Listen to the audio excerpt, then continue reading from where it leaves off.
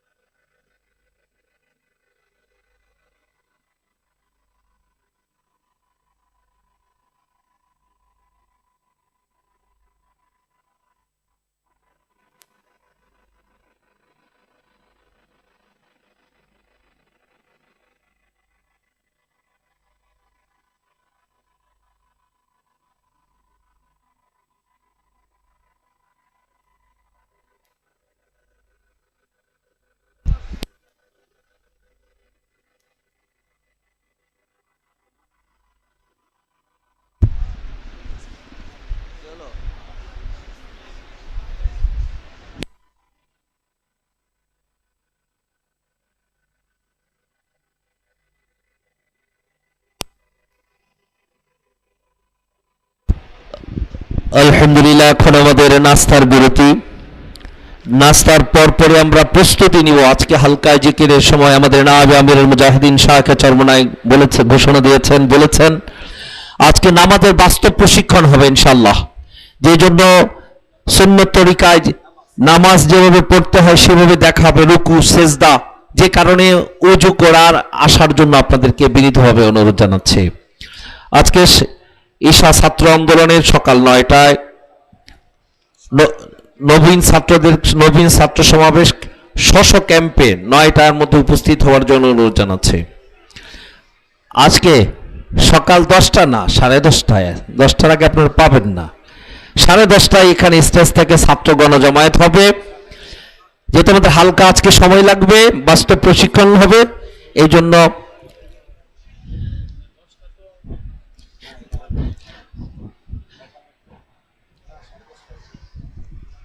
ছাত্র গণজমায়েত হবে ইনশাআল্লাহ। তো আমাদের যেহেতু আজকে আমাদের বাস্তব প্রশিক্ষণ আছে, সময়টা একটু লেন্দি হতে পারে। তো ইনশাআল্লাহ ঈশা ছাত্র আন্দোলনের ছাত্র গণজমায়েত স্টেজ থেকে অনুষ্ঠিত হবে ইনশাআল্লাহ। ইসলামী যুব আন্দোলনের কেন্দ্রীয় সভাপতি সাহেব জনাব হযরত মাওলানা নেসারউদ্দিন সাহেব অনুরোধ করেছেন জেলার মহানগরের সকল দায়িত্বশীলগণকে 12টার পূর্বে কেন্দ্রীয় যুব আন্দোলনের কেন্দ্রীয় অস্থায়ী কার্যালয়ে উপস্থিত হওয়ার জন্য অনুরোধ করেছেন। দেশে আগত সকল জাতীয় শিক্ষক ফোরামের কেন্দ্রীয় কমিটির সকল দায়িত্বশীল সহ সকল জেলা শাখার দায়িত্বশীলদেরকে নিয়ে এখনই 3 নম্বর মাঠের 1302 এবং 1303 নম্বর অস্থায়ী যে আমাদের ক্যাম্প আছে, সেই ক্যাম্পে মত বিনিময় আছে। সকল শিক্ষকদেরকে উপস্থিত হওয়ার জন্য অনুরোধ জানাচ্ছি। ইসলামী আন্দোলন বাংলাদেশ মালয়েশিয়া শাখার এক জরুরি বৈঠক সকাল 9টায় আলিয়া মাদ্রাসার 6 তলা বিল্ডিং এর 2য় তলার বিআইপি ভাইস প্রিন্সিপাল হুজুরের পাশের রুমে মাহফিলে আগত মালয়েশিয়া প্রবাসী যারা আছেন তাদেরকে উপস্থিত হওয়ার জন্য বিনীতভাবে অনুরোধ জানাচ্ছি। ছাত্র আন্দোলনের এক পাতা ক্যালেন্ডার আছে, ওদের কলম আছে, বেইজ আছে, ডায়েরি আছে। আমাদের সন্তান যারা আসেনি, ছাত্র আন্দোলনের সাথে সম্পৃক্ত নয়, বাড়ি যাওয়ার সময় সন্তানের জন্য একটি কলম নিয়ে আপনি গিফট দিতে পারেন। সেখানে ছাত্র আন্দোলন হচ্ছে এখানে লেখা আছে। এটি ডায়েরি নিতে পারেন, এটা বেইজ নিতে পারেন, এটা চাবির রিং নিতে পারেন। অনেক সামগ্রী তাদের আছে, যাবার বেলা নেবেন। শিক্ষক ফোরামের শিক্ষক সমাচার এবং ছাত্র যুব আন্দোলনের যুব সমাচার আছে। আরেকটা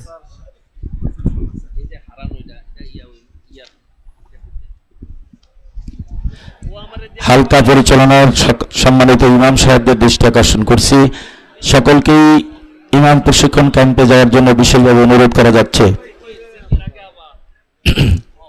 আজ সকাল 8টায় মাহফিলে আগত ইসলামী যুব আন্দোলনের চট্টগ্রাম ও সিলেট বিভাগের আওতাধীন সকল জেলা ও থানার দায়িত্বশীলদের নিয়ে নতুন ভবনের 3য় তলায় সভাকক্ষে এক জরুরি বৈঠক অনুষ্ঠিত হবে। আজ সকাল 8টায় মাহফিলে আগত ইসলামী যুব আন্দোলনের চট্টগ্রাম ও সিলেট বিভাগের আওতাধীন সকল জেলা ও থানার দায়িত্বশীলদের নিয়ে নতুন ভবনের 3য় তলায় সভাকক্ষে এক জরুরি বৈঠক অনুষ্ঠিত হবে। উক্ত জরুরি সভায় সকলকে যথাসময়ে উপস্থিত থাকার জন্য বিশেষভাবে অনুরোধ করা যাচ্ছে। আজ সকাল 9টায় মাহফিলে আগত ইসলামী যুব আন্দোলনের কুমিল্লা বিভাগের আওতাধীন সকল জেলা ও থানার দায়িত্বশীলদের নিয়ে নূতন ভবনের 3য় তলার সভাকক্ষে এক জরুরি বৈঠক অনুষ্ঠিত হবে। উক্ত জরুরি সভায় সকলকে যথাসময়ে উপস্থিত থাকার জন্য বিশেষভাবে অনুরোধ করা যাচ্ছে।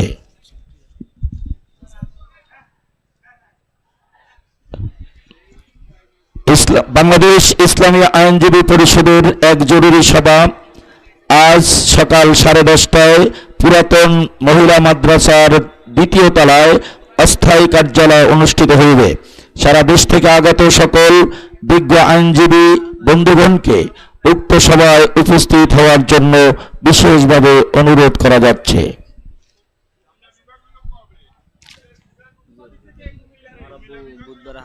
কুমিল্লা সাংগঠনিক বিভাগের আওতাধীন সকল জেলা ও থানার দায়িত্বশীলদেরকে সকাল 9টায় সভাকক্ষে তীর্থপালায় যাওয়ার জন্য বিশেষভাবে অনুরোধ করা যাচ্ছে। আব্দুল হালিম পিতা শেখ নঈমুদ্দিন, গ্রাম সুন্দরীপাড়া, দোহার, ঢাকা। 1 নং মাঠ, খুঁটি নং 1013।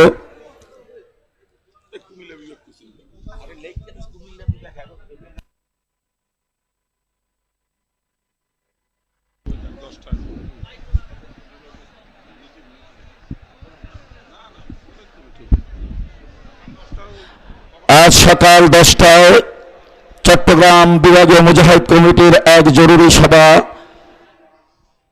অস্থায়ী কার্যালয় অনুষ্ঠিত হবে ইনশাআল্লাহ, কবরস্থানের উত্তর পাশে তৃতীয় তলায়। উক্ত সভায় চট্টগ্রাম বিভাগের আওতাধীন সকল জেলা শাখার দায়িত্বশীলদেরকে উপস্থিত হওয়ার জন্য বিশেষভাবে অনুরোধ করা যাচ্ছে। যারা হারিয়ে গেছেন মেহরবানি করে আপনারা হারানো ক্যাম্পে চলে যাবেন। আর যারা আপনাদের সাথীদেরকে হারিয়েছেন মেহরবানি করে ওনাদেরকে ওখান থেকে খুঁজে নেওয়ার জন্য অনুরোধ করা যাচ্ছে। মালামাল যারা হারিয়েছেন হারানো ক্যাম্পে খোঁজ করতে পারেন। যারা মালামাল পেয়েছেন মাঠে আপনারা মেহরবানি করে হারানো ক্যাম্পে জমা দিয়ে দিবেন। আর একটু আমাদেরকে সতর্ক থাকতে হবে, মাঠে অনেক জাল টাকা নিয়ে কুচক্রি মহল তারা মাঠে নেমেছে, সেজন্য আমাদেরকে 1000 টাকার নোটের ব্যাপারে খুব সতর্ক থাকতে হবে। এখন নাস্তার বিরতি।